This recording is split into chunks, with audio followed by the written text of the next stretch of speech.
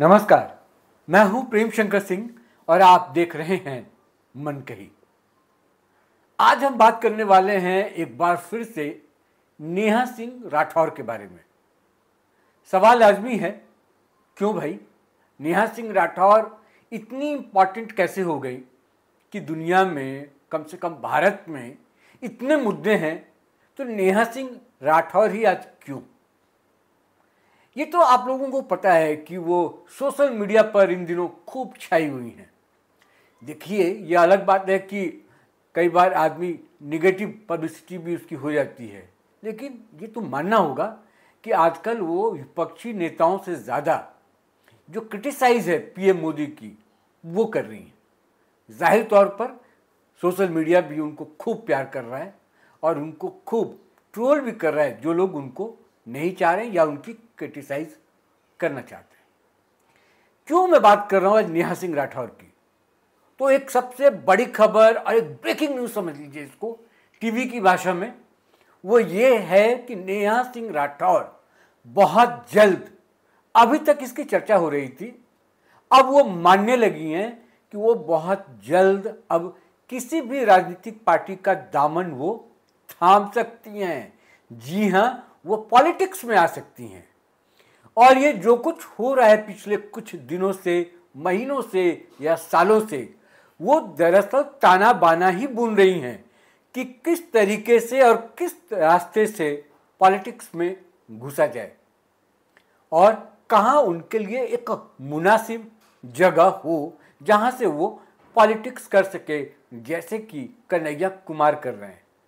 खैर, आज बात हम कन्हैया कुमार की नहीं करेंगे, क्योंकि जब हम नेहा सिंह राठौर की बात करने जा रहे हैं तो उनके इर्द गिर्द 3-4 चीज़ें और हैं जो इम्पॉर्टेंट हैं। वो पॉइंट्स ये हैं कि एक तो पहलगाम, फिर नेहा सिंह राठौर और जातिगत जनगणना, उसके अलावा विपक्ष की क्या भूमिका रही है इन दिनों जब से ये घोषणा हुई कि जातिगत जनगणना कराई जाएगी। सरकार ने इस बात का वादा किया है। और उसके बाद जो बिहार का चुनाव है, उस चुनाव को, यानी कि ये 4-5 बिंदुएं ऐसी हैं जिनको हम इस वीडियो में समेटने की कोशिश करेंगे। दरअसल एक इंटरव्यू में नेहा सिंह राठौर ने एक सवाल के जवाब में कहा कि क्या, उनसे पूछा गया कि क्या आप राजनीति में आना चाह रही हैं या आने के लिए ये सब कुछ कर रही हैं जो आप सोशल मीडिया पे सीधे आप प्रधानमंत्री पर सवाल खड़ा कर देती है। तो उन्होंने कहा कि सवाल खड़ा करना तो किसी भी आम नागरिक का एक मौलिक अधिकार है, क्योंकि ये लोकतंत्र है।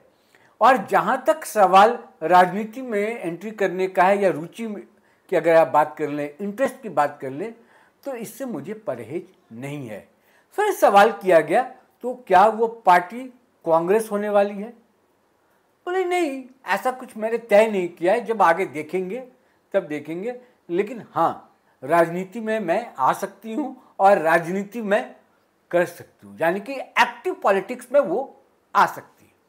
ये कहानी इसलिए बताया कि जब कहानी को मैं और आगे पढ़ाऊँगा तब आपको समझ में आएगा कि ये मोहतरमा जो हैं वो क्यों ऐसा बोलती हैं, ऐसा बयान देती हैं, ऐसा गीत लिखती हैं।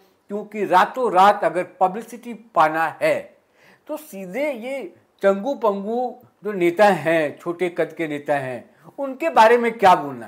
क्यों सीधे चलकर आप ये मोदी पर हमला कीजिए, ऐसा हमला कीजिए जहां शब्दों की कोई मर्यादा ना हो, आप कुछ भी बोल दें, क्योंकि ये हिंदुस्तान ही एक ऐसा देश है जहां पर आप नेता को, पार्टी को कुछ भी कह सकते हैं और खुलेआम घूम सकते हैं।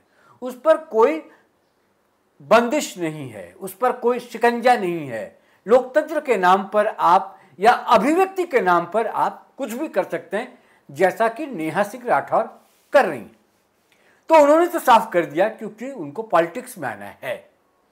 लेकिन अब सवाल ये उठता है कि जो काम विपक्ष का था, विपक्ष भी चुप है।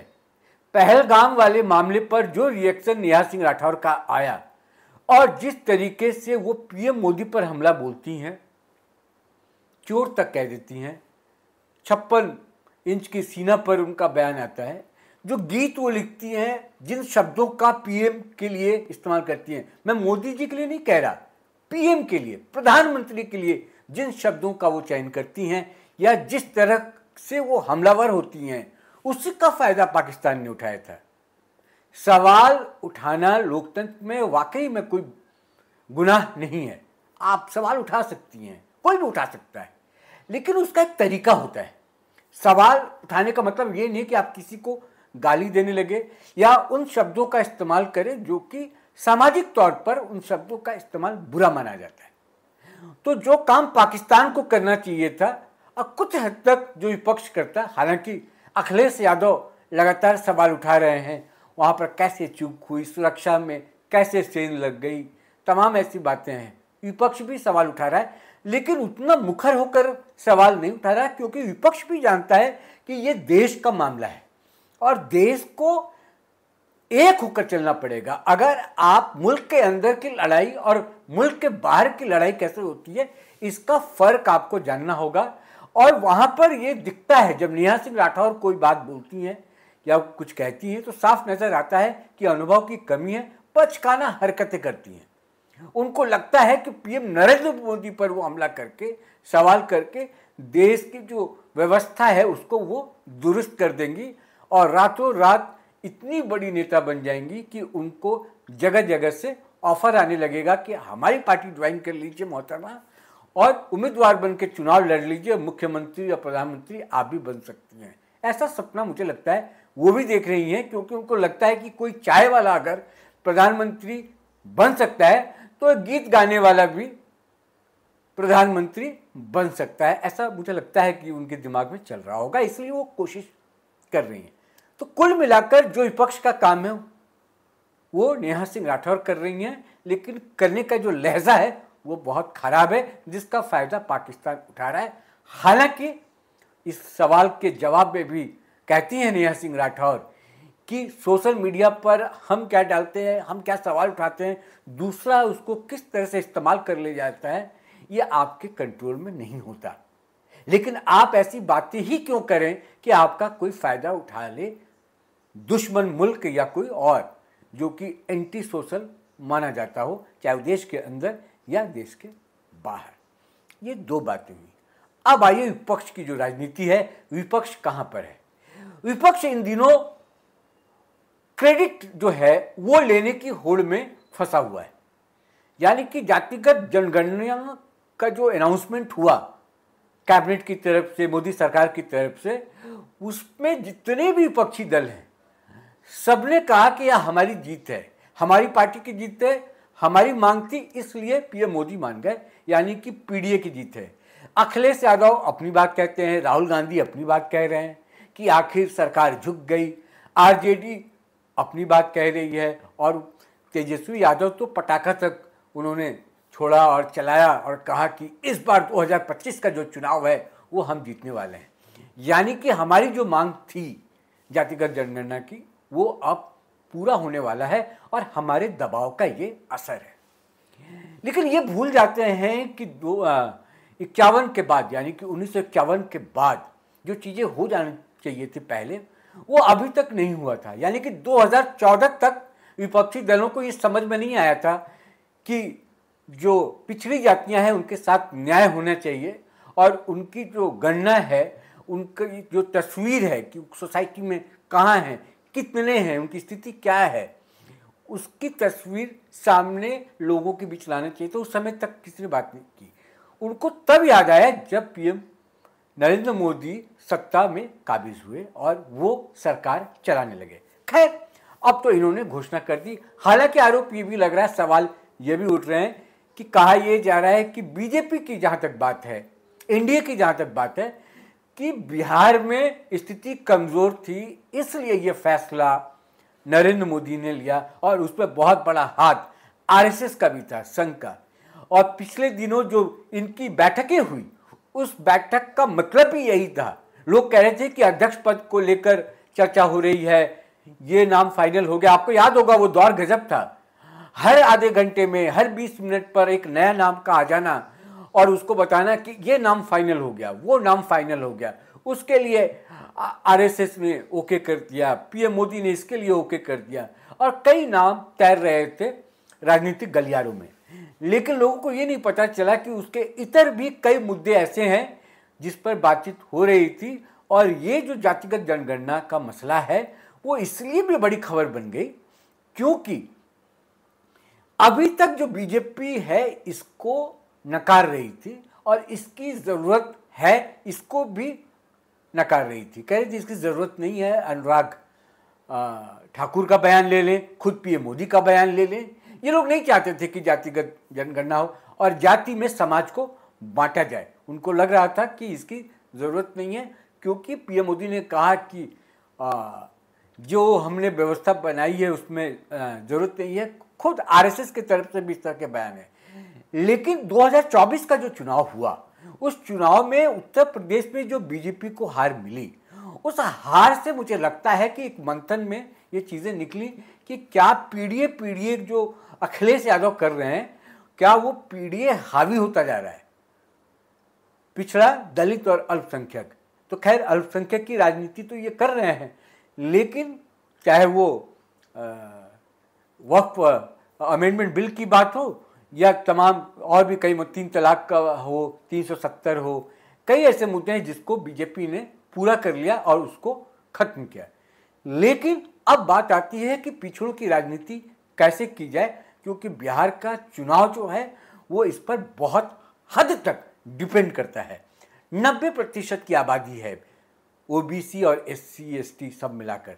अब उनकी राजनीति करना और 90% की आबादी को आप अगर साथ लेकर नहीं चलेंगे तो इस चुनाव में इस चुनाव का मतलब है बिहार की बात नहीं कर रहा हूँ, पूरे देश की राजनीति में कह रहा हूँ, करना बहुत मुश्किल होगा क्योंकि बाकी जो मुद्दे थे उन मुद्दों को बीजेपी ने खत्म कर दिया है, या तो उसको अंजाम तक पहुंचा दिया या पूरी कर दिया। खैर हम जो बात कर रहे थे वो इसीलिए जातिगत जनगणना इतना बड़ा मुद्दा बन गया कि पहलगाम पर सरकार क्या कर रही है उसको विपक्ष ने पीछे छोड़ दिया। इसलिए मैंने इतनी कहानी बताई आपको कि कहाँ क्या चल रहा है, क्यों हो रहा है और क्यों पहलगाम और पाकिस्तान और नरेंद्र मोदी सरकार ने क्या किया और क्या नहीं किया, सुरक्षा में चूक हुई, ये सवाल क्यों दब गए। क्योंकि ये बाकी जो पार्टियां हैं, विपक्षी पार्टियां, वो जातिगत जनगणना में उलझ कर रह गई और उनको ये लग रहा था कि अब उनकी ये जीत है। और हर पार्टी ये दावा कर रही है कि इस बार जब चुनाव होंगे, जिस स्तर पर होंगे, जहाँ भी होंगे, वहाँ कांग्रेस को भी जीत मिल जाएगी बिहार में, वहाँ आरजेडी भी जीत जाएगी। मुझे समझ में नहीं आता है कि किस तरह के दावे हैं ये। वहाँ अखिलेश यादव भी जीत जाएंगे, वहाँ मायावती भी जीत जाएंगी, क्योंकि ये सब जो हैं वो जाति पर आधारित ही पार्टी हैं। अगर कांग्रेस को छोड़ दे तो, चाहे वो आरजेडी हो या वो समाजवादी पार्टी हो, वो बीएसपी हो, और आम आदमी पार्टी की तो कोई जाति है ही नहीं, ना कोई धर्म है। वो वक्त के हिसाब से अरविंद केजरीवाल ने अब तक बदला, आगे भी बदल लेंगे। जरूरत पड़ेगी तो वो हिंदू भी बन जाएंगे, जरूरत पड़ेगी तो मुसलमान भी बन जाएंगे। और जहां तक कांग्रेस की बात है, कांग्रेस को ये लगता है कि जो वोट बैंक उसके थे, जो इंदिरा गांधी, राजीव गांधी के ज़माने तक जब तक कांग्रेस की सरकार देश में रही, जो उनके वोटर छिटक गए हैं, उन वोटरों को साथ लाने का वक्त है, मौका है। वो एक बहुत बड़ा वर्ग है, वो है दलित वर्ग, पिछड़ा वर्ग। और पिछड़े वर्ग को लाने की कोशिश में ये जातिगत जनगणना की मांग लगातार करते रहे और 2024 में रोल भी बहुत बड़ा रहा है इनका। तो इसलिए मुझे लगता है कि पार्टियां उसमें उलझ के रह गई, क्रेडिट लेने के चक्कर में रह गई। और 2025 का जो बिहार का चुनाव है उसमें तेजस्वी यादव को अब लग रहा है कि अब उनको मतलब चुनाव से पहले ही, रिजल्ट से पहले ही ये सारी चीज़ें ओके हो गया। तो कुल मिलाकर मुझे ये लगता है कि इस तरह की जो राजनीति हो रही है वो राजनीति, नेहा सिंह राठौर से मैं जोड़ के बता रहा था आपको कि विपक्ष अपनी भूमिका अभी जातिगत जनगणना तक रखा है। सवाल ये था कि नेहा सिंह जो राठौर हैं, वो नेहा सिंह राठौर पॉलिटिक्स में आने का मन बना चुकी हैं और हो ना हो ये भी तय है, आने वाला वक्त बताएगा। अंदाज़ा पूरा यही है कि कांग्रेस वो ज्वाइन करेंगी और जो कुछ वो कर रही है, सीधे पीएम मोदी पर जो हमला कर रही हैं, उसका साफ मतलब है कि वो पॉलिटिक्स में एंट्री करने वाली हैं। तो आज जो वीडियो मैंने आपके सामने बनाया वो यही सीन समझाना था कि नेहा सिंह राठौर कर क्या रही हैं, किस तरीके से कर रही हैं और किस तरीके से अपने आप को धीरे धीरे राजनीति की ओर लेकर आ रही हैं। एक समय ऐसा आएगा जब कहीं से उनको बड़ा ऑफर मिलेगा, और अभी भी उन पर बहुत सारे आरोप लग रहे हैं कि कोई फंडिंग है, किसी विशेष पार्टी विशेष की ओर से कहा जा रहा है, उनके दबाव में या उनके सहयोग से इस तरह का माहौल वो बना रही हैं। और सोशल मीडिया में क्योंकि वो पॉपुलर हैं, थोड़ा महिला हैं, तो इसलिए भी उनको पॉपुलैरिटी जो है वो मिल जा रहा है। तो नया आप सनसनी कह सकते हैं, और उस सनसनी को अभी लोग कैश करा रहे हैं। और क्योंकि आप जब कुछ बोलते हैं उसका जवाब जब मिलने लगता है तो इसका मतलब है कि आप अपने मकसद में सक्सेस हैं। यानी कि विपक्ष जो है वो जातिगत अपने जो जनगणना है उसको लेकर व्यस्त है। पहलगाम और पीएम मोदी जो अपना कर रहे हैं या पाकिस्तान में जो चल रहा है उससे बहुत ज़्यादा मतलब नहीं है। उसके लिए उन्होंने नेहा सिंह राठौर को छोड़ रखा है, वो मोर्चा संभाले हुए हैं विपक्ष की तरफ से। और बाकी यहाँ पर जो अखिलेश यादव, तेजस्वी यादव, राहुल गांधी सरीखे जो लोग हैं वो क्रेडिट ले रहे हैं कि हमारी ये जीत हुई। देखते हैं कि आगे क्या होता है, लेकिन आज की तारीख में इतना तय है कि नेहा सिंह राठौर का ये पूरा जो बवंडर है वो बवंडर सिर्फ इसलिए है क्योंकि उन्होंने साफ साफ अपने मुंह से बोला है, खुद बयान दिया है कि वो पॉलिटिक्स में आने के लिए इच्छुक हैं। अभी बहुत सीधे नहीं बोल रही, लेकिन इशारा उनका साफ है। आज इस वीडियो में फिलहाल इतना ही, लेकिन आपसे गुजारिश कि मन कही को सब्सक्राइब जरूर कर लें। नमस्कार।